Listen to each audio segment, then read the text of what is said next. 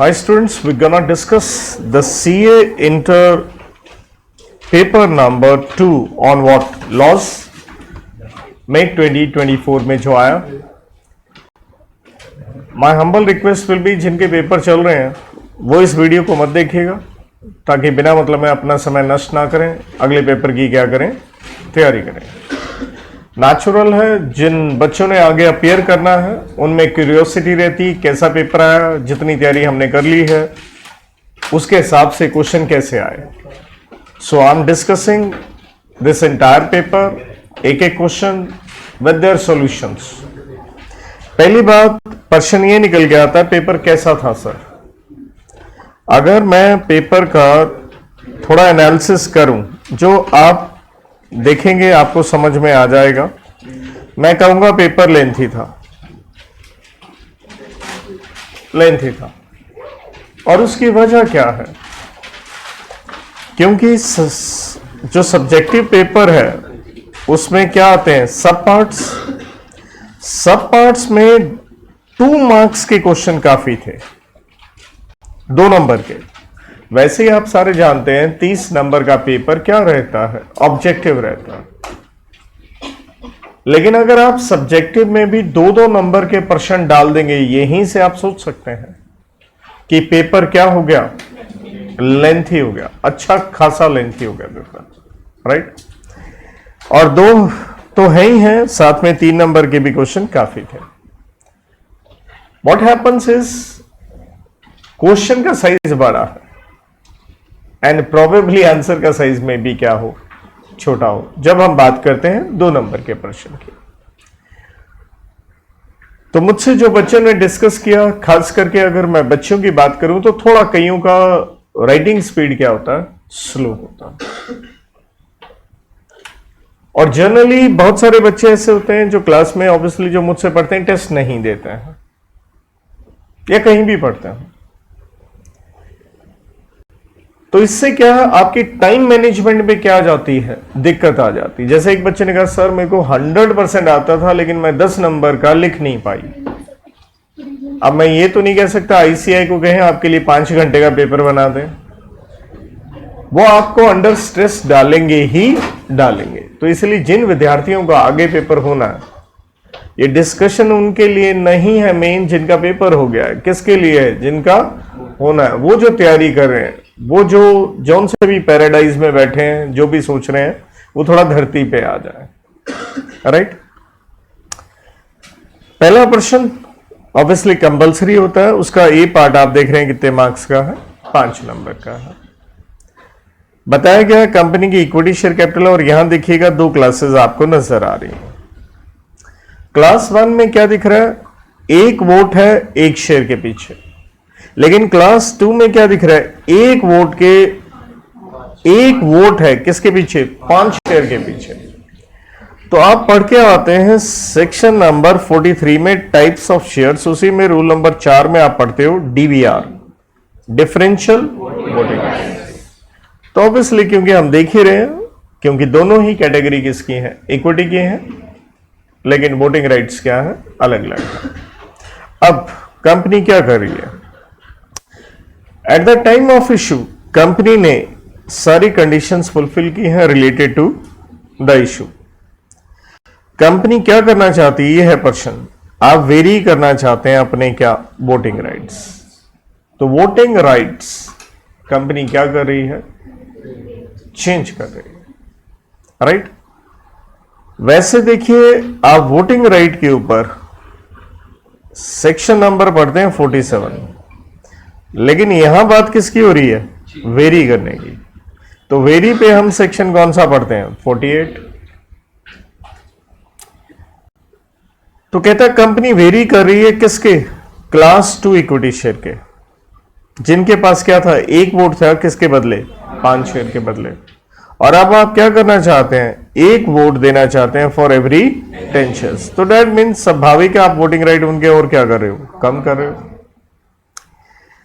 अब सेक्शन 48 में हम ये पढ़ते हैं, यस आप वेरी कर सकते हैं अगर मेमोरेंडम आर्टिकल में उसके खिलाफ कुछ नहीं लिखा, क्योंकि हम इस सेक्शन को बेसिकली 3 कंडीशंस के साथ पढ़ते हैं। जिसमें से पहली आती है M&A के ऊपर। तो अगले पैरे में देखिए आपको क्या लिखा है, कंपनी का M&A have given the power to make the variation. तो यहां से तो क्या हो गया, क्लीन चिट हो गई कि M&A क्या है, ओके है। नंबर 2 कहता होल्डर्स ऑफ कितने शेयर्स, 40,000 ने अपनी क्या दी है, कंसेंट दी है इन राइटिंग। ध्यान दीजिएगा क्लास 2 में शेयर्स कितने हैं, 50,000। सेकेंड कंडीशन ये आती है जब आप वेरिएशन कर रहे हो तो 3/4 ऑफ इश्यूड कैपिटल, 3/4 जिसे आप कहेंगे 75%। तो आपको दिख रहे थे यहां पे 50,000 का 75% या 3/4 37,500 होता है, और हम देख रहे हैं यहां पे 40,000 ने कंसेंट दे दी है। या फिर ऑब्वियसली हम इसमें पढ़ते होते हैं या क्या पास हो जाए, SR पास हो जाए। तो ये वाली कंडीशन अपनी कंप्लीट हो रही है, राइट। तीसरी एक चीज और होती है कि अगर वेरिएशन से किसी और कैटेगरी के शेयर्स पे क्या पड़ रहा हो, इंपैक्ट पड़ रहा हो, तो उनकी भी कंसेंट लेनी होती है 3/4 की, राइट, कि अदर कैटेगरी की कंसेंट, जो कि यहां पे हमें क्वेश्चन में ना ऐसा दिया है, तो इसको हम इग्नोर भी कर सकते हैं।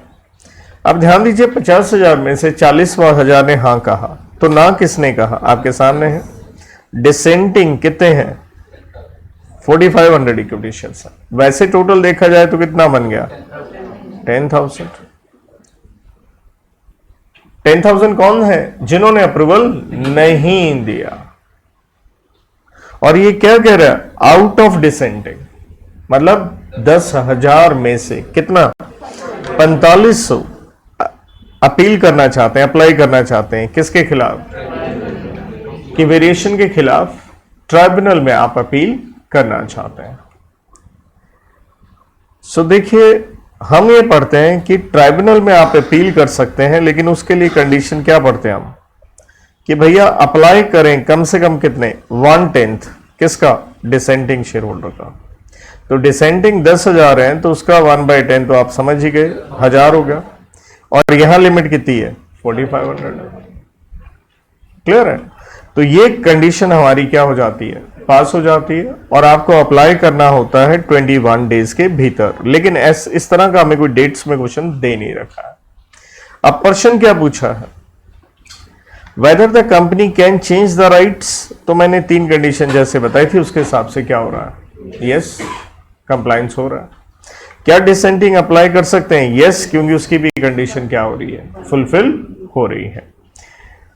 तो ध्यान दीजिए 5 नंबर का प्रश्न आया है, पूरा 1 पेज में ये प्रश्न जा रहा है, और बहुत ही मैं कहूंगा एकदम इंट्रिकेट क्वेश्चन है। मतलब पढ़ाया सब कुछ आता है, पढ़ाया आपको गया है, लेकिन जिसने अच्छे से तैयारी की है वही क्या कर पाएगा, हैंडल कर पाएगा। वैसे पूरे पेपर का जैसे मैं कहूं कोई ऐसी चीज नहीं है, कुछ भी ऐसा नहीं है जो मैं कहूं पढ़ाया नहीं गया। एक हल्का फुल्का तो क्या हो सकता है, ट्विस्ट होता है, जिसका मैं जिक्र भी कर दूंगा। नेक्स्ट क्वेश्चन जो फिर से हमें 5 नंबर का दिखाई देता है। अब देख लीजिए क्वेश्चन का साइज आपके सामने है, क्वेश्चन ही है ये।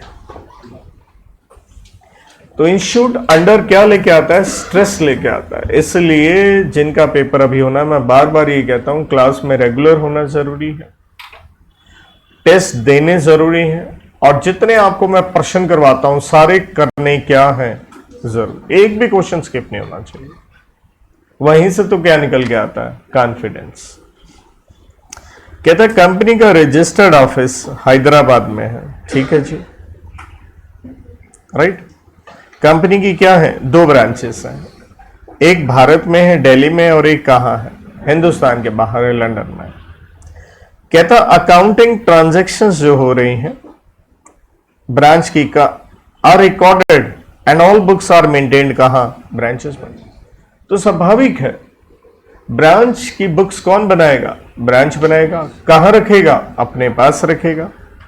ये हम पढ़ते हैं सेक्शन नंबर 128 में, चैप्टर नंबर 9 के अंदर, बुक्स ऑफ अकाउंट्स में। और रेड विद रूल नंबर 4 में हम पढ़ते हैं कि भैया नो डाउट आप बुक्स कहां रखेंगे, मेंटेन केप्ट कहां करेंगे, ब्रांच में ही करेंगे। अब कहानी क्या है, कहानी यह है, कहता ब्रांच अकाउंटेंट दिल्ली ब्रांच वाला क्या कर रहा है, मंथली, दिल्ली वाला देखिए मंथली एंड लंदन वाला क्वार्टरली समराइज्ड बुक्स कहां भेज रहा है, Hyderabad office means head office में। मतलब दिल्ली वाला कैसे भेज रहा है, मंथली, और बाहर वाला कैसे भेज रहा है, क्वार्टरली। देखिए हम इस सेक्शन को रेड विद रूल नंबर 4 में यही पढ़ते हैं कि ब्रांच की जिम्मेवारी है क्या करे, अपनी बुक्स का पीरियोडिकल रिटर्न्स, मतलब बुक्स की कॉपीज वगैरह किसको दे, हेड ऑफिस को दे, कि आपने उसे भेजनी है। Send to HO stands for head office. लेकिन इफ ब्रांच कहां है, हिंदुस्तान के बाहर है, तो आपको भेजनी होती है क्वार्टरली। तो यहां देखिए बाहर वाली ब्रांच तो कैसे भेज रही है, क्वार्टरली, और बाकी क्या लिखा है, पीरियोडिकल, दूसरी क्या भेज रही है, मंथली भेज रही है। तो बिल्कुल क्या हो रहा है, कंप्लायंस हो रहा है, कोई दिक्कत की बात नहीं है। एक असिस्टेंट था ऑडिट टीम का, मिस्टर नवीन, उन्होंने रेज किया issue that the branches of the company maintain its books and records at branches, कि वहां बना रहे हैं आप, तो ये क्या, सो इट डिफॉल्ट्स। वो कहते हैं भाई साहब आपने क्या किया, डिफॉल्ट किया, जबकि ये कोई डिफॉल्ट नहीं है। मिस्टर नवीन फर्दर ऑब्जेक्टेड कि London branch send their summarised returns on quarterly basis instead of what, नहीं भाई, बाहर वाली के लिए एग्जैक्टली लिखा है आप क्वार्टरली भेजेंगे। सो आपसे पूछा गया एनालाइज करें, डिसाइड करें वैलिडिटी, जो दोनों ऑब्जेक्शंस उन्होंने रेज की हैं। तो हम कहेंगे दोनों की दोनों ऑब्जेक्शंस क्या है, अनटेनेबल, जिसका मतलब हो गया, मतलब अनएक्सेप्टेबल है। ये दोनों ऑब्जेक्शंस क्या है, रॉन्ग है। कंपनी ने जो कुछ किया है वो क्या किया है, सही किया है। अगला प्रश्न, क्वेश्चन के आप साइज वगैरह देख सकते हैं अच्छे से। ये प्रश्न आपको फेमा पे नजर आता है। कहता मिस्टर एल एम्प्लॉयड है फैशन डिजाइनर इस कंपनी में, अ पब्लिक लिमिटेड कंपनी, ध्यान दीजिएगा कंपनी कहां की है, भारत की है। फाइनेंशियल ईयर 23-24 की बात है। और कहता है he had efficiently provided his services for 183 days during the above said period. कहता उन्होंने सर्विसेज दी हैं, राइट, 183 डेज के लिए। ये नहीं लिखा वो भारत में कितने दिन के लिए है, 183, बट सर्विसेज दी हैं तो होंगे तभी दी होंगी, राइट। अब 183 है तो हमें समझ में आ गया कि क्वेश्चन पूछा किस पे है, 2 का वी, जहां हम क्या पढ़ते हैं, परी, पर्सन रेजिडेंट इन इंडिया। और उसकी अगर हम क्लॉज नंबर 1 देखते हैं, आप परी बनते हैं अगर आपका स्टे क्या रहता है, मोर देन 182 डेज। तो यहां से तो ओके हमें नजर आ रहा है। अब होता क्या है, 1/4/24 को, 1/4, ये भी आप सारे जानते हैं, जब हमें स्टेटस देखना होता है, इस साल का स्टेटस किस पे डिपेंडेंट है, पिछले साल। तो डैट मीन्स ये कहानी तो 23-24 की है, लेकिन एक तरह से हम कहेंगे अगर स्टेटस देखना है कहां, 24-25 में, तो पिछले साल का देखना होता है, क्योंकि अभी हमने पूरा क्वेश्चन बेटा है सच पढ़ा नहीं है, तो देखेंगे उसने क्या पूछा है। लेकिन एक बार मैं मोटा मोटा आपसे जो लिखा है उस पर बात कर रहा हूं। कहता हूं on 1/4/24 mister H the human resource manager of एक और कंपनी, ध्यान से देखिएगा कंपनी कहां की है, पेरिस की है, उन्हें ऑफर दी जाती है आप पेरिस आ जाइए, राइट।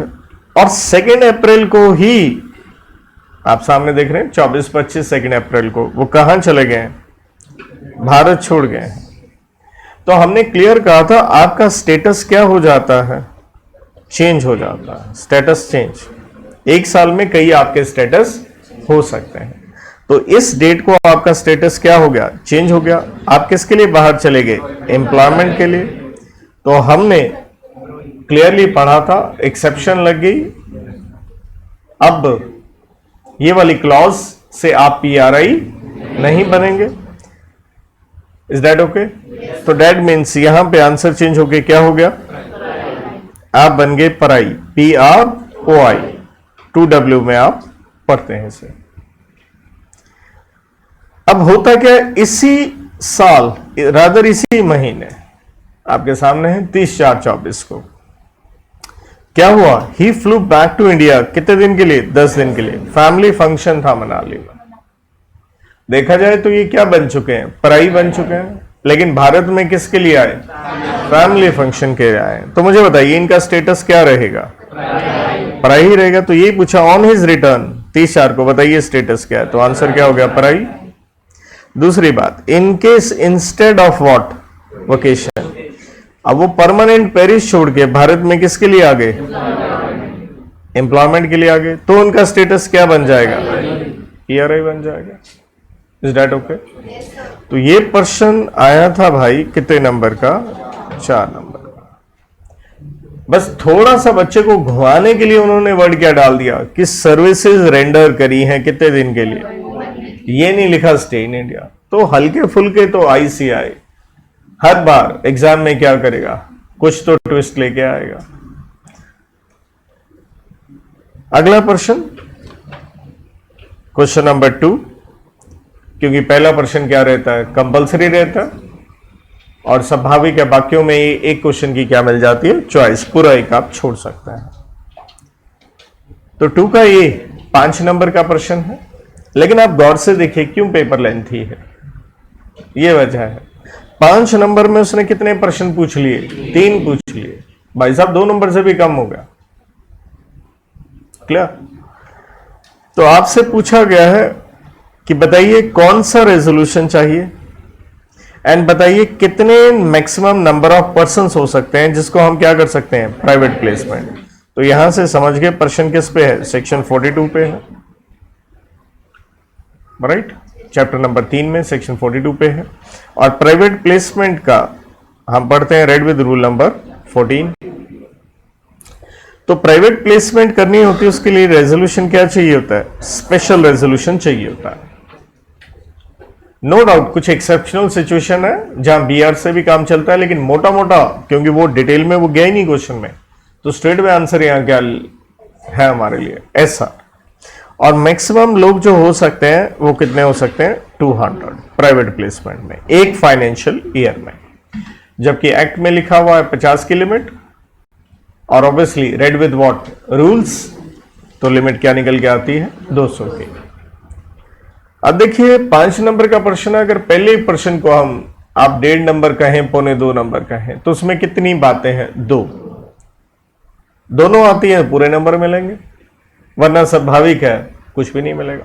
मतलब आप जब ये पेपर देते हैं, क्योंकि जिनका एग्जाम है उनके लिए मैं विशेष रूप से बात कर रहा हूं, मैं कर ही उनके लिए रहा हूं। तो सीखने वाली चीज क्या? प्रश्न ये नहीं कि कुछ भी आ गया ऐसे ही कि हाँ जो दिल करे क्या कर दीजिए, लिख दीजिए। नो डाउट एक आधा रादर 2-3 कह सकते हैं डायरेक्ट प्रश्न भी हैं, वहां काम चल जाएगा। लेकिन यहां तो क्या, आप सही लिखेंगे मार्क्स मिल जाएंगे, वरना नहीं मिलेंगे। और देखिए यहां पे मार्क्स क्या मिल सकते हैं? पूरे के पूरे, क्योंकि सब्जेक्टिव में एक तरह का क्या है, ये ऑब्जेक्टिव क्वेश्चन है। तो अगला कहता बताइए क्या परिणाम होंगे अगर आपने अलॉटमेंट नहीं करी with in the stipulated time line. अब प्रश्न है प्राइवेट प्लेसमेंट में जैसे ही आपको क्या मिलती है? एप्लीकेशन मनी मिलती है। तो एप्लीकेशन मनी के 60 दिन के भीतर भीतर क्या है? अलॉट करने का समय। टेक्निकल हो जाते हैं, क्योंकि नॉर्मली देखिए क्लास में मैंने हर चैप्टर पे टाइम पीरियड को बड़ी इंपॉर्टेंस देता हूं। टाइम पीरियड के चार्ट्स हैं हर एक चैप्टर के जो आपको दिए जाते हैं, और उसके ऊपर इवन छोटे छोटे वीडियोस भी यूट्यूब पे डले भी हुए हैं, ये आपको क्लास में बताया जाता है। तो टाइम पीरियड बहुत जरूरी है हैंडल करने, क्योंकि मार्क्स वो तभी देगा, क्योंकि उसने पूछा ही क्या है? Time period. और देखिए ऑब्जेक्टिव पेपर तो कहाँ नहीं आता? पब्लिक डोमेन में। अब बच्चों के कहने पे मैं कुछ भी डिस्कस कर दूं वो एक अलग बात हो जाती है, वो इतना फेयर नहीं होता। लेकिन ऑब्जेक्टिव में तो समझ ही लीजिए टाइम पीरियड पे कुछ प्रश्न हमेशा रहते हैं। तो 60 दिन का आपके पास समय है अलॉट करने का। अब प्रश्न क्या है, प्रश्न ये थोड़े पूछा है अलॉट का टाइम क्या है, पूछा है नहीं किया तो क्या होगा। तो भाई साहब आपको रिफंड करना होता है पैसा नेक्स्ट 15 दिन में। यह है कॉन्सिक्वेंस। यहां मिलेंगे नंबर, लेकिन वो 60 दिन भी तो लिखना पड़ेगा। और अगर रिफंड नहीं किया तो क्या है, यह है कॉन्सिक्वेंस। अदरवाइज आपको इंटरेस्ट देना पड़ेगा at the rate of 12% per annum, और ये इंटरेस्ट आउट होता है फ्रॉम एक्सपायरी ऑफ 60 डेज। ये नहीं कि आप क्या लिखा है 75, 60 प्लस 15। तो ये बिल्कुल सर्जिकल स्ट्राइक जैसे प्रश्न है। आपको आंसर आता है, you will get marks, otherwise you won't get even आधा नंबर। तो टू द पॉइंट आपको चीजें याद होनी चाहिए, हमारे पास कोई ऑप्शंस नहीं है।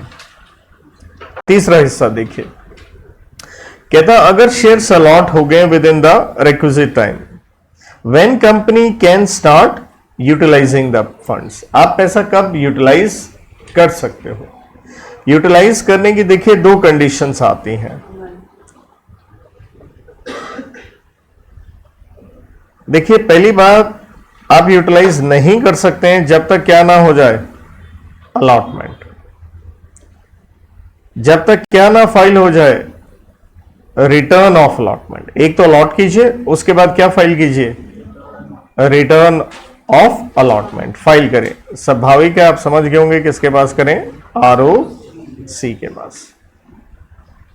और उसके बाद ही आप क्या कर पाएंगे, पैसा यूटिलाइज, वरना यूटिलाइज नहीं कर सकते। तो आप देख रहे हैं 3 प्रश्न है, तीनों में बड़ी टू द पॉइंट अगला पूछ रहा है, उसे आंसर सही मिलेगा मार्क्स देगा, वरना नहीं मिलेगा। अगला प्रश्न आप बी पार्ट देख रहे हैं, देखिए उसमें भी उसने कितने पार्ट बना दिए, फिर से क्वेश्चन का साइज बढ़ा रहा है। तो कह रहा है in the circumstances where mister M and mister P, कौन है दोनों, joint holders, joint share holders, private company के हैं, 500 इक्विटी शेयर्स हैं, लेकिन उन दोनों के आपस में क्या है, कॉन्फ्लिक्टिंग व्यूज है। तो कहता है एक स्पेशल बिजनेस कंपनी ने जनरल मीटिंग में एक्सरसाइज करना था relating to alteration of articles at EGM। Mister M तो रेजोल्यूशन के क्या है, फेवर में है, लेकिन मिस्टर पी क्या है, डिसेंटिंग है। मतलब दो ज्वाइंट होल्डर हैं, किसकी बात माने, क्या मिस्टर एम की बात माने या पी की बात माने। तो कहता है बताइए किस तरह से वोट एक्सरसाइज किया जाएगा। तो भैया चैप्टर नंबर 7 में हम पढ़ते हैं रूल नंबर 21। चैप्टर 7 आप समझ के होंगे, MGT वाले form, management and administration of companies. तो रूल नंबर 21 कहता है अगर आप क्या है, ज्वाइंट होल्डर हैं, तो वोटिंग राइट किसके पास होगा, फर्स्ट होल्डर के पास। तो ज्वाइंट है, वोट डालने का हक किसको रहेगा, कि जिसका नाम पहले लिखा गया है रजिस्टर ऑफ मेंबर में। अगर वो नहीं आता तो वोट कौन डाल सकता है, दूसरा। ठीक, अगला प्रश्न कहता है आपकी नेटवर्थ है 110 करोड़, टर्नओवर है 450 करोड़, और आप एक्सेप्ट करना चाहते हैं क्या, डिपॉजिट्स, किससे, पब्लिक से। तो स्वाभाविक है हमारी कंपनी कौन सी दिख रही है, पब्लिक कंपनी। तो देखिए डिपॉजिट्स चैप्टर नंबर 5, वहां पे हम पढ़ते हैं rule number 21E, red with section 76 की पब्लिक से पैसा पब्लिक कंपनी उठा सकती है, लेकिन कौन सी पब्लिक कंपनी डिपॉजिट से पैसा उठा सकती है, ये रूल 21E में क्लियर लिख के दिया गया है, जिसकी नेटवर्थ हो कम से कम कितनी, 100 CR। क्या कंप्लायंस हो रहा है, हाँ हो रहा है। और टर्नओवर, या टर्नओवर हो 500 करोड़, क्या टर्नओवर का कंप्लायंस हो रहा है, नहीं हो रहा। तो हमें एंड तो देखना ही नहीं है, हमें क्या देखना है, तो है आंसर क्या होगा, यस, आप एक्सेप्ट कर सकते हैं। तो अगेन देखिए मैं कहूंगा प्रश्न क्या है, ऑब्जेक्टिव है। अगर आपको लिमिट्स आती हैं, आपको एंड और के बारे में ढंग से पता है, और पूरे कंपनीज एक्ट में दुनिया भर की लिमिट्स तो है ही। तो अगेन बार बार कह रहा हूं, जिनका पेपर होना उनको अपना प्रेपरेशन कैसे करना है। अगला प्रश्न फिर आप देख रहे हैं 2 नंबर का है और सी में पहला पार्ट है और ये प्रश्न आपको दिख रहा है जीसीए पे। अगर मैं इसका आंसर की बात करूंगा प्योरली वन लाइनर है और आप क्वेश्चन की लाइनें अगर आप काउंट करने लगे तो लगभग 10 से ऊपर है। Board of directors of cool private limited ने एक रेजोल्यूशन पास किया है बोर्ड मीटिंग में, जहां ऑथराइजेशन दी गई है मिस्टर शर्द जो कंपनी के सीईओ हैं। तो जैसे हम प्रश्न पढ़ना स्टार्ट करते हैं तो हमें लगता है कंपनीज एक्ट पे होगा, तो वो तो मैंने पहले ही बता दिया किस पे है, जीसीए पे है। कि सीईओ क्या अपॉइंट कर सकता है? 2 एम्प्लॉइज। सब्सिक्वेंटली शर्द ने एक मिस्टर सुरेश और एक हेमंत अपॉइंट कर लिए। हाउएवर 1 महीने के बाद ही शरद ने उनकी अनसेटिस्फैक्टरी परफॉर्मेंस देखते हुए, लैक ऑफ ऑनेस्टी देखते हुए क्या निकाल दिया? डिसमिसल ऑर्डर दोनों के लिए। मिस्टर सुरेश ने, जो कि एक एम्प्लॉय आपने हायर किया था, उन्होंने कोर्ट में केस कर दिया अगेंस्ट हिज डिसमिसल, आर्ग्यूइंग, क्या कहा कहना है उनका कि board had only empowered mister Sharad for what, कि उनको सिर्फ अपॉइंटमेंट का पावर दिया गया था, कौन सा पावर नहीं दिया गया? यहां से सीधा सीधा याद आ गया आपको सेक्शन नंबर 16, जहां हम क्लियर पढ़ते हैं power to appoint, to include, power to suspend और डिसमिस। जहां पे हम एक केस भी करते हैं रेयार अपन वर्सेस माधवी अम्मा का, राइट। तो आई थिंक इससे अब आप देखिए कि जो कंटेंट है क्वेश्चन का ज्यादा है, आंसर में क्या है? थोड़ा कम है, राइट। लेकिन प्रश्न भी तो देखिए कितने नंबर का है? 2 का। तो स्ट्रेस ज्यादा किस पे आया? समय ज्यादा किस पे लगा? आंसर लिखने पे नहीं, क्वेश्चन का। अब देखिए मिस्टर एम ने चेक इशू किया है, ये डेट दी है, सुबह 10 बजे किया है, एन को दिया है। एन ने प्रेजेंट किया चेक कब? 31 मार्च को। चेक की वैलिडिटी आपको पता है कितने महीने होती है? 3 महीने होती है। और इसके ऊपर हम पढ़ते हैं section 138 of what? Negotiable act. अगर आप याद करेंगे दरअसल क्वेश्चन जीसीए का है और मैंने क्लास में नेगोशिएबल के हिसाब से भी आपको बताया हुआ है। ये चीज ये होता है कुछ जो आप एक्स्ट्रा नॉलेज देते हो तो ही बच्चा पेपर में क्या कर पाएगा? हैंडल। होता क्या है? चेक क्या कर दिया गया? Dishonour. Taking the plea, bank का क्या कहना? आपने प्रेजेंट नहीं किया with in the requisite time of 3 महीने जो दिया गया है, कहां? सेक्शन 138। अब पूछा गया है क्या प्ली फॉर डिसऑनर वैलिड है? तो हम कहेंगे नो, ये वैलिड नहीं है। क्योंकि जब हम टाइम पीरियड पढ़ते थे जीसीए में, कौन सा सेक्शन पढ़ते हैं भैया? 9 किससे रिलेटेड है? Commencement and termination of time. तो उसके अंदर हम साफ पढ़ते हैं, अगर एक्सक्लूड करना है कौन सा दिन? द लास्ट, क्योंकि हम कमेंसमेंट और टर्मिनेशन पे पढ़ते हैं, हम इंक्लूजन एंड एक्सक्लूजन पे पढ़ते हैं। और एक्सक्लूजन वाले में हम क्या पढ़ते हैं? The first in a series of day, to use the word from. और अगर आपने क्या करना है? Inclusion, the last in a series of day, to use the word what? To. I hope so समझ गए होंगे। ओके है। तो देखिए कंफ्यूज करने के लिए तो आईसीआई क्या कर रहा है? क्वेश्चन को बना ही रहा है ना कहीं से कैसे पिक करके। 5 नंबर का मैं इसे डायरेक्ट प्रश्न कहूंगा। प्रश्न आया है बोनस इशू पे। सिंपली आपसे क्या पूछा गया? बताइए बोनस इशू की क्या कंडीशंस है। डायरेक्ट प्रश्न मैं इसे कहूंगा 5 नंबर, इससे हल्का प्रश्न नहीं हो सकता। मैं पिछले अटेम्प्ट्स की कुछ की बात करूं तो इतने डायरेक्ट तो वहां पे भी प्रश्न आपको नहीं नजर आएंगे। तो बोनस इशू के ऊपर लगता है भैया सेक्शन नंबर कौन सा? 63 लगता है। तो बोनस इशू में सबसे पहले प्रश्न आता है बोनस आप कहां से देंगे? सोर्सेज रहते हैं भाई 3, या तो आप फ्री रिजर्व इस्तेमाल करें, या सिक्योरिटी प्रीमियम इस्तेमाल करें, या CRR capital redemption reserve. Bonus issue तभी कर सकती है अगर कंपनी के कहां लिखा गया है? आर्टिकल्स में। और पेपर चैप्टर नंबर 4 से रिलेटेड कोई भी प्रश्न होता है तो मैं हमेशा ही कहता हूं यार एक चीज तो पक्का तुम्हें आनी चाहिए, हर पॉइंट में लिखा हो, हर सेक्शन में, कंप्लायंस में, as per articles. Then board का क्या पास होगा, बोर्ड रेजोल्यूशन, और यहां पे क्या पास होता है, ऑर्डिनरी रेजोल्यूशन, यहां पे एसआर नहीं चाहिए होता। देन आपने कोई डिफॉल्ट ना किया हो, किस चीज का, वो याद कीजिए, हम हमेशा कहता हूं 3 दीदी, डी से डिपॉजिट, डी से डिबेंचर, डी से डिविडेंड। आप बोनस इशू सिर्फ कौन से शेयर्स का कर सकते हैं, फुली पेड बोनस शेयर। और एक बार आपने बोनस शेयर डिक्लेयर कर दिया तो आप उसे क्या नहीं करेंगे, विड्रॉ नहीं करेंगे। ऑलराइट, सीधा सीधा प्रश्न था, इतने पॉइंट हो गए, 1 2 3 करके आप लिख सकते थे। इस पेपर में मुझे पहली बार इंटरेस्टिंग चीज क्या लगी, मैं कहूंगा आईसीआई ने एक सेक्शन पे 2 क्वेश्चन डाले। एक ये भी इसका जबरदस्त एनालिसिस रहा। देखिए, आप हैं पब्लिक कंपनी, आपके कितने मेंबर्स हैं, 1200। कहता आपने जनरल मीटिंग बुलाई और मेंबर्स कितने आए, 14 इन पर्सन।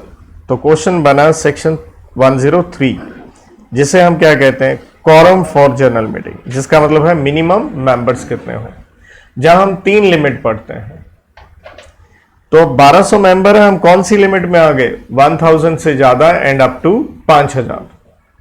तो वहां quorum कितने लोगों का होता है, 15 लोगों का, क्योंकि 3 लिमिट है, 1000 तक 5, 5000 से ऊपर 30, तो ये बीच वाली लिमिट है 15 quorum। और कितने लोग हैं, 14। तो मेंबर्स हमें चाहिए भी कैसे होते quorum के लिए, इन पर्सन, हम प्रॉक्सी को कंसीडर नहीं करते। लेकिन मिस्टर मोहन जी के ऊपर प्रश्न है, ये ऑथराइज रिप्रेजेंटेटिव था किसका, 2 बॉडी कॉर्पोरेट का। तो यहां पे क्या लगा, सेक्शन 113, रिप्रेजेंटेटिव किसका, बॉडी कॉर्पोरेट। हम उसे क्या मान के चलते हैं, डीम्ड एज मेंबर, हम उसे मेंबर ही मानते हैं। लेकिन आप रिप्रेजेंटेटिव किसके हो, 2 के हो, तो आप काउंटिंग में कितने बनोगे, 2। तो 14 में आपको लिया गया था, लेकिन आपकी काउंटिंग क्या होनी चाहिए थी, 2 होनी चाहिए थी। तो हमें आपकी काउंटिंग 1 बढ़ा के क्या करनी होगी, 15। तो हम कहेंगे quorum यहां पे एब्सोल्युटली प्रेजेंट है। अब होता क्या है,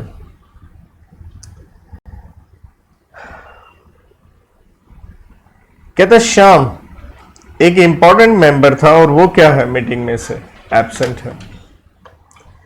चेयरमैन मिस्टर राही ने मीटिंग क्या कर दी, अडजर्न कर दी। चेयरमैन साहब ने मीटिंग अडजर्न कर दी, मतलब आगे डेफर कर दी, टेकिंग प्ली कि इंपॉर्टेंट मेंबर नहीं आया, और उन्होंने कर दिया same day place next week. The members present at the meeting venue waiting to attend oppose the decision. वो कहते हैं भैया ये तो गलत है कि वो क्या है, प्रेजेंट है और वो अगले हफ्ते क्या होंगे, अनअवेलेबल। देखिए, quorum ना हो तो मीटिंग क्या हो सकती है, अडजर्न। लेकिन quorum है तो जस्ट एक मेंबर नहीं आया, उसके लिए आप मीटिंग क्या नहीं कर सकते, अडजर्न। तो प्रश्न ये है, क्या रिक्विजिट quorum है, यस है। दूसरा, whether mister Rahi could adjourn the meeting in the current scenario, नहीं, इस सिचुएशन में तो आप क्या नहीं कर सकते, अडजर्न नहीं कर सकते। क्वेश्चन आया 103 रेड विद 113 सेक्शन पे। अगला क्वेश्चन मैं कहूंगा डायरेक्ट है, स्ट्रेट वे आपसे क्या पूछा गया, difference between interpretation and construction. और कहता है बताइए किस तरह से दोनों कंसेप्ट एक दूसरे से रिलेट करते हैं। तो जैसे मैंने आपको क्लास में करवाया था, they tend to overlap each other, क्योंकि कब इंटरप्रिटेशन खत्म हो गया और कंस्ट्रक्शन स्टार्ट हो गया पता नहीं चलता। दोनों कंसेप्ट हमने एक केस से किए थे, भगवती प्रसाद केडिया वर्सेस सीआईटी, याद है। और मैंने बिल्कुल क्लास में डिफरेंस के रूप में ही आपको लिखवाया था, क्योंकि हमने 3 पॉइंट बनाए थे। एक मीनिंग, याद है कि इंटरप्रिटेशन क्या है, art of finding out true meaning, और वहां क्या था, कंक्लूजन। और यहां क्या है, कंस्ट्रक्शन में हम कहां जाते हैं, beyond words, with in what, spirit. तो देन हमने पॉइंट बनाया था कोर्ट का रूल, और देन तीसरा हमने बनाया था कार्डिनल रूल। याद कीजिएगा, 3 इस तरह से डिफरेंसेस मैंने आपको बना के दिए थे। कि इंटरप्रिटेशन में तो कोर्ट को अपने ऊपर क्या लगानी है, लिमिट, लेकिन कंस्ट्रक्शन में क्या करेंगे आप, बियॉन्ड जाएंगे, राइट? कि कार्डिनल रूल यही है, वहां इंटेंशन देखिए, और कंस्ट्रक्शन में कैसे पढ़े आप, स्टैट्यूट एज अ होल आपको देखना है। तो ये 3 पॉइंट। तो इसे मैं डायरेक्ट क्वेश्चन कहूंगा, कितने का था, 4 नंबर का। अब देखिए इस तरह से आप 3 डिफरेंस, थोड़ा सी ओवरलैपिंग केस कूट कर आते हैं, you will get good marks.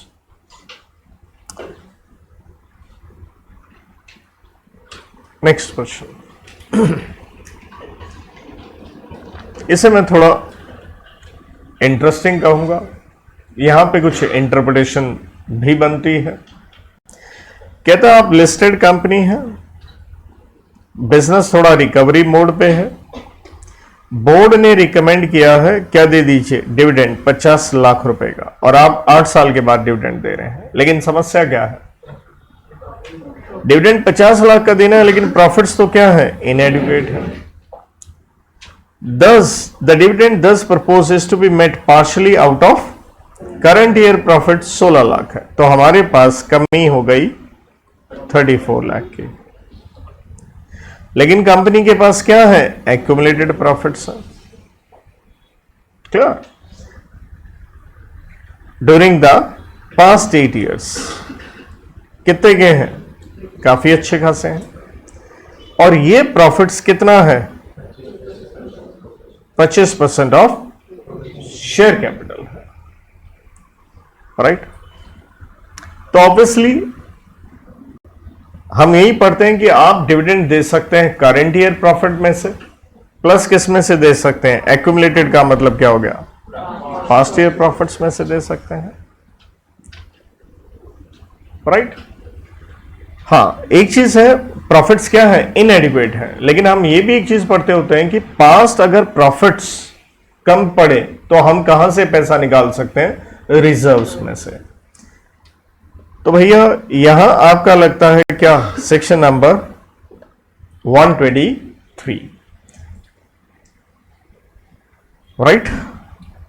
तो यहां पे कुछ ऐसा नहीं लिखा है कि कंपनी, मतलब कुछ बच्चे शायद यहां थोड़ा गड़बड़ हो सकता है कि हम कहां से पैसा निकाल रहे हैं, रिजर्व्स में से। उसने वर्ड क्या नहीं इस्तेमाल किया, रिजर्व नहीं इस्तेमाल किया, सिंपली क्या लिखा है, एक्यूमुलेटेड प्रॉफिट्स, किसके, पिछले 8 सालों के, राइट? क्योंकि यहीं पे जैसे एक नवंबर 2022 का पहले ही प्रश्न आया हुआ, अगर यही वर्ड एक हल्का सा चेंज हो जाए, एक्यूमुलेटेड प्रॉफिट मतलब reserves out of what, accumulated profit, तो हमें रिजर्व्स के ऊपर तो क्या लगानी पड़ती हैं, कंडीशन, रूल्स के हिसाब से, जो आपको मालूम होगा 4 कंडीशंस आती हैं। तो वो एक पॉइंट हल्का सा मैं कहूंगा, क्योंकि इस तरह से इन्होंने पहले कभी क्या नहीं पूछा, प्रश्न नहीं पूछा, क्योंकि जस्ट एक वर्ड रिजर्व लग जाता तो पूरा आंसर क्या हो जाता, चेंज। तो यहां पे एक इंटरप्रिटेशन कह सकते हैं, या आप अपना क्लियरली क्या लिख के आ सकते थे, नोट लिख सकते हैं। तो जहां डाउट आए वहां पे आप अपना फुटनोट मेंशन कर सकते हैं। अगला प्रश्न एलएलपी के ऊपर है, डिस्प्यूट हो गया पार्टनर्स में, out of 2 partners, 2 he partner है, कहता है एक छोड़ गया क्योंकि क्या हो गया, झगड़ा हो गया। अदर पार्टनर, साफ लिखा alone, continued the business. Your being an expert in law is requested to explain the provisions governing the LLP operated by single partner and its winding up by what, tribunal। देखिए LLP का हम section 6 पढ़ते हैं कि partners अगर 2 से कम हो जाते हैं और आप बिजनेस कैरी ऑन करते हैं 6 महीने तक, कोई टेंशन नहीं है। प्रॉब्लम कहां है, मोर देन 6 महीने, तो वो पार्टनर क्या होगा, पर्सनली लायबल होगा। एक तो ये चीज पूछी गई है। देन आता है रेड विथ सेक्शन नंबर 64। 64 में क्या आते हैं, ग्राउंड्स ऑफ वाइंडिंग अप, और उनमें ये एक क्या है, ग्राउंड ऑफ वाइंडिंग अप है।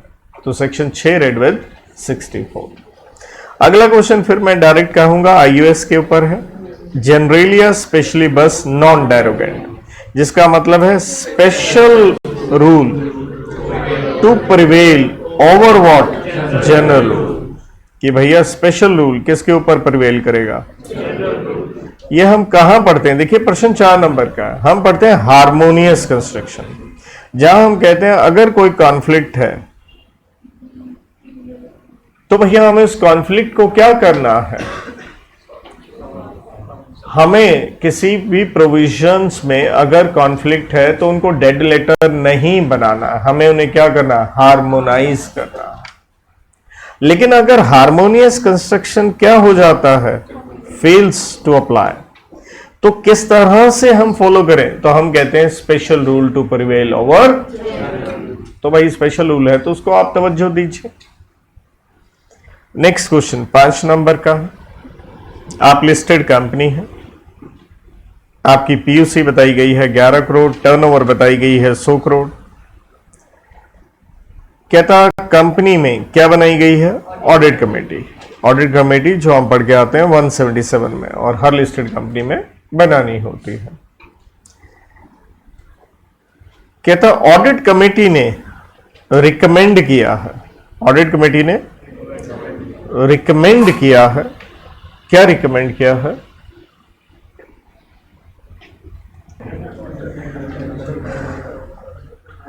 तो रिकमेंड किया है एएनसी एसोसिएट्स को, जो कि क्या है, एक फर्म है, किसकी, सीएस की, और उनके पास क्वालिफिकेशन एंड एक्सपीरियंस है।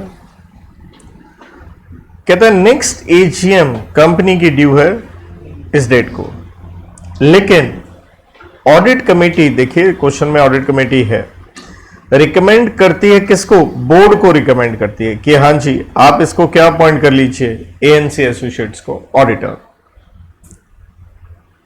लेकिन बोर्ड क्या हो गया, डिसएग्री हो गया with the said recommendation and referred it back to what, reconsideration.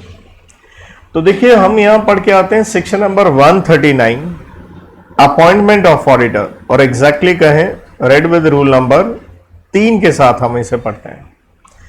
तो आप रेफर बैक कर सकते हो, लेकिन ऑडिट कमेटी क्या है, एडमेंट है, मतलब वो भी क्या हो गए, जिद्दी हो गए कि भाई हमें तो यही सीए फर्म क्या है, चाहिए।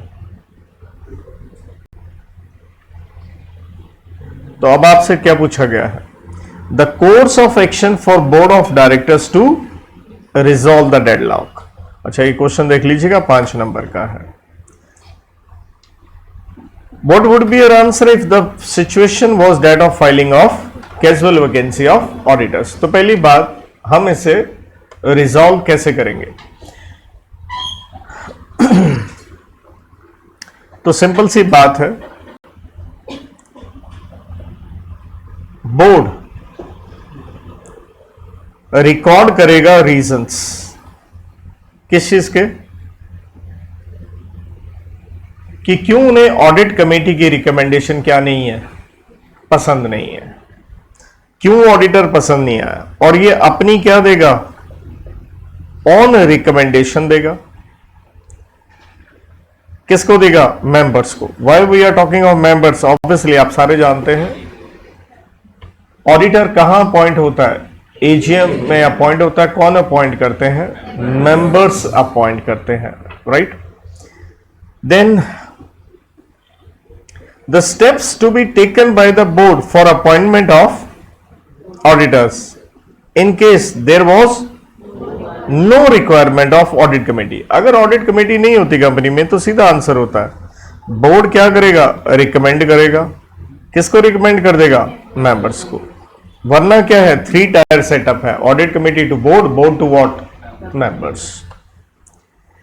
नेक्स्ट क्वेश्चन फिर हमें नजर आता है एलएलपी पे, और ये क्वेश्चन भी डायरेक्ट मैं कहूंगा आया है, क्योंकि क्या कह रहा है, बताइए क्या प्रोटेक्शन अवेलेबल है किसको, विसल ब्लोअर्स को, एलएलपी से रिलेटेड। तो मैं इसे डायरेक्ट क्वेश्चन ही कहूंगा, डायरेक्ट ही पूछा गया है, और नंबर देख सकते हैं आप 3 नंबर का है।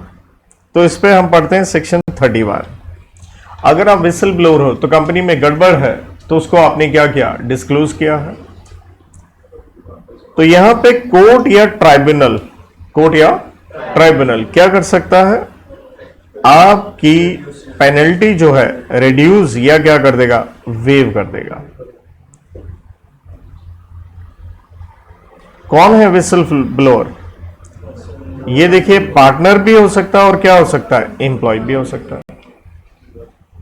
लेकिन हाँ कंडीशन यही रहती है, आपने क्या दी है, यूजफुल इन्फो दी है, इंफॉर्मेशन। किसमें? इन्वेस्टिगेशन में। या फिर आपकी इंफॉर्मेशन से क्या होता है, लेट्स टू कन्विक्शन, मतलब जिसने गलत कार्य किया है उसके खिलाफ गुनाह क्या हो जाता है, साबित हो जाता है। चाहे वो एलएलपी हो, चाहे वो पार्टनर हो, चाहे क्या हो, वो एम्प्लॉय हो, राइट। अगला प्रश्न अगेन एलएलपी पे चल रहा है, 3 या 2 नंबर का। और देखिए यहां फिर से क्या पूछे गए, कॉन्सिक्वेंसेस, क्या फॉल्स स्टेटमेंट देने के। और उन्होंने सेक्शन कोड जरूर कर दिया 37। तो मैं स्टिल कहूंगा माना चाहे क्या पूछ ली गई है, पेनल्टी। ये पेनल्टी भी है भैया।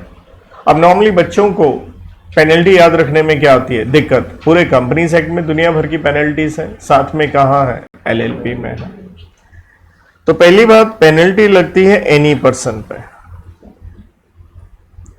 और यहां आपको इंप्रिजनमेंट हो सकती है, जेल मैक्स 2 साल तक की, एंड आपके ऊपर फाइन लग सकता है मिनिमम 1 लाख और मैक्सिमम कितना, 5 लाख। अगला क्वेश्चन आप देखिए, इससे ज्यादा आसान तो इंस्टीट्यूट पूछेगा नहीं। तो अब की बार वाले पेपर में ये एक चीज थी, मैं ये कहूंगा, तभी मैं कह रहा था पिछले पेपर उठाइएगा, आपको डायरेक्ट प्रश्न नहीं नजर आएगा। अगेन इससे ज्यादा आसान क्या डालेगा, वो भी 4 नंबर पे, किस पे डाल दिया, सेक्शन 13 पे।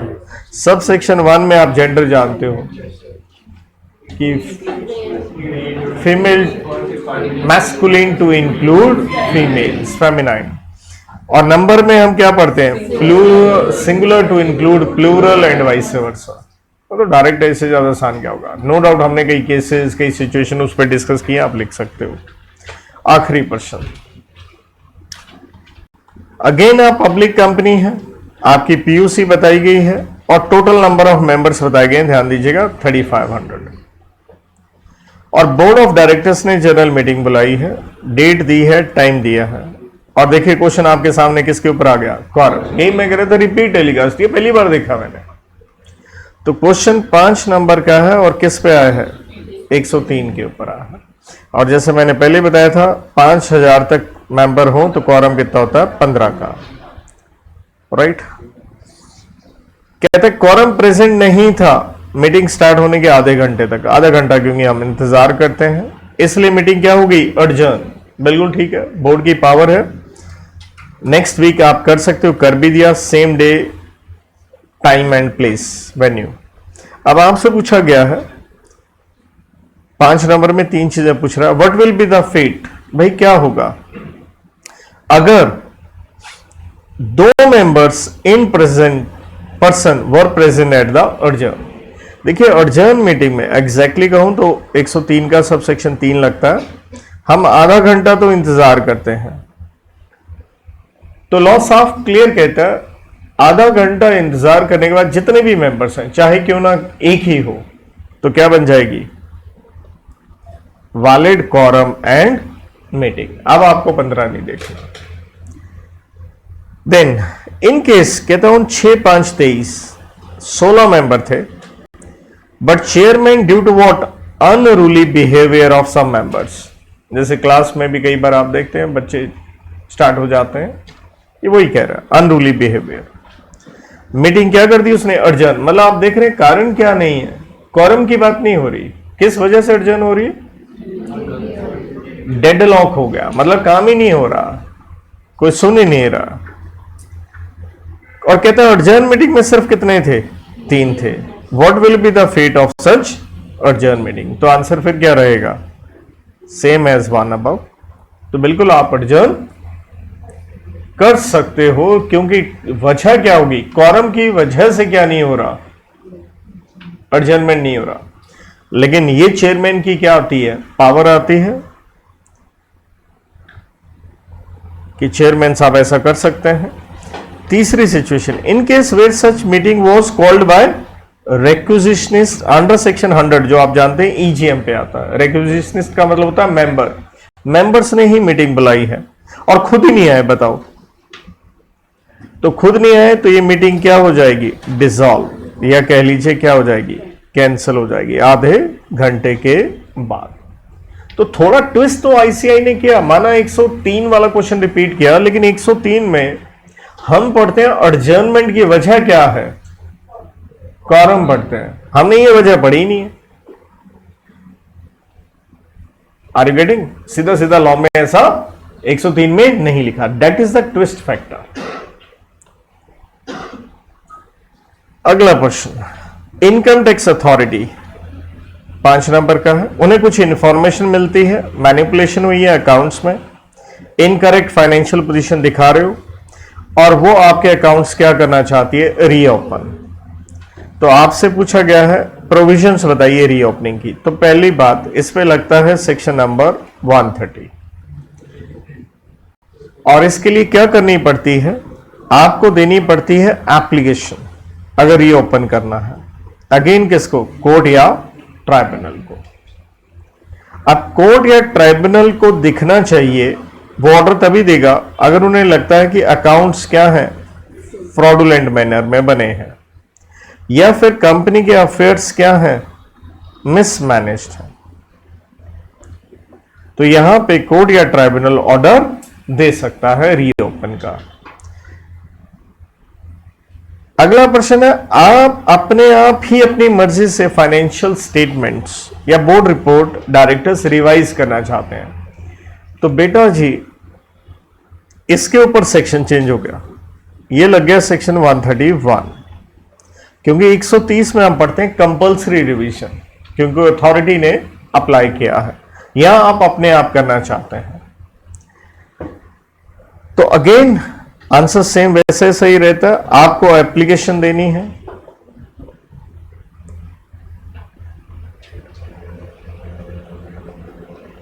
कोर्ट ट्राइब्यूनल को, और ट्राइब्यूनल क्या देगा आगे, नोटिस इशू करेगा।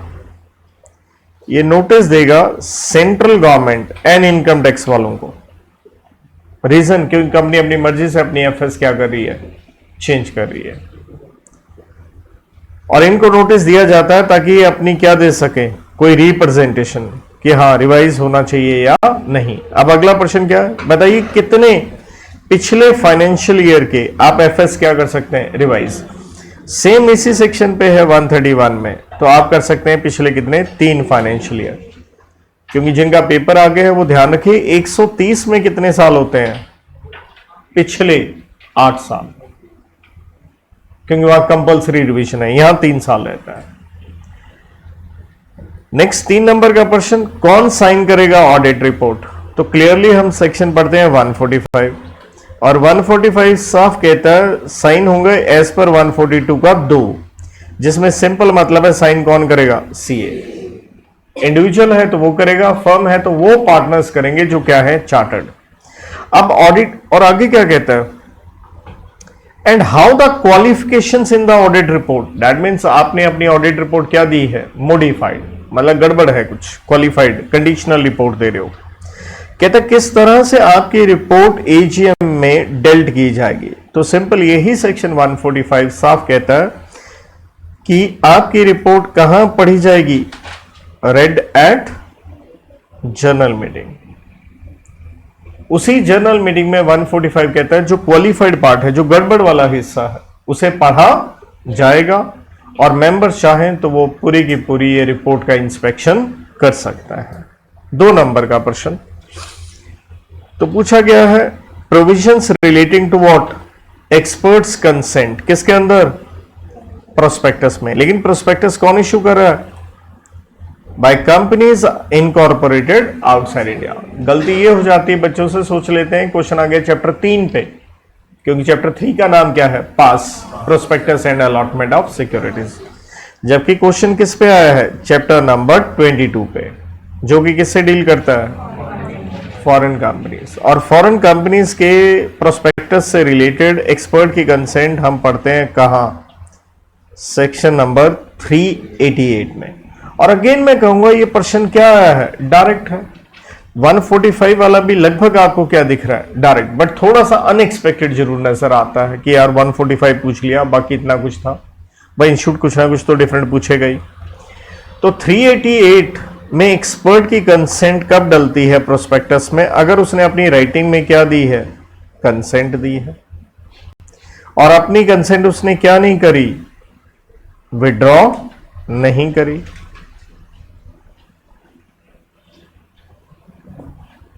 और बाकी नो डाउट 2-3 प्रोविजंस इसके अंदर और भी आती हैं। अब इतना डिटेल में मैं क्या बात करूंगा, क्योंकि सीधा सीधा क्वेश्चन किस पे है, सेक्शन 388 पे है। अगला आप क्वेश्चन देखते हैं तो आपको फेमा में नजर आता है, रेमिटेंस से रिलेटेड पूछा है। ध्यान रखिए किससे रिलेटेड पूछा है, पर्सन अदर देन इंडिविजुअल्स। और कौन से रिलेटेड, जहां आरबीआई से अप्रूवल लेनी पड़ती है, शेड्यूल नंबर 3 रूल नंबर 5 के मुताबिक। कमीशन देना है एजेंट को for sale of residential flat और कमर्शियल प्लॉट। तो हम यही पढ़ते होते हैं 25,000 ऑब्वियसली यूएसडी और 5% of what, inward remittance brought into India, whichever is what higher, तक आपको आरबीआई से अप्रूवल नहीं चाहिए। सेकेंड में कंसल्टेंसी, तो वहां हम दो बातें पढ़ते हैं। अगर इंफ्रास्ट्रक्चरल है तो कितनी अलाउड है, 10 मिलियन यूएसडी, और अगर अदर देन इंफ्रा है तो कितनी अलाउड है, 1 मिलियन यूएसडी। और प्री इनकॉर्पोरेशन में हम क्या पढ़ के आते हैं, 1 लाख यूएसडी और 5% of investment brought into India, again whichever is what higher, right. तो इसके साथ नो डाउट अगर हम बात भी करें, रूल नंबर भी मैंने कोट कर दिया था, सेक्शन 5 है, रूल नंबर भी क्या है 5, और क्वेश्चन में ही क्या दे रखा है, शेड्यूल दे। तो हर सेक्शन के साथ, हर चीज के साथ मैंने आपसे ये डिस्कस किया। होप सो आपके लिए कुछ क्या बने यूटिलिटी। और अगर कोई ओवर साइड में प्लस माइनस हो गया हो तो क्लास में जब हम करेंगे इसके ऊपर तो we will be having a better discussion. Thank you and good luck for the students जिनके एग्जाम चल रहे हैं।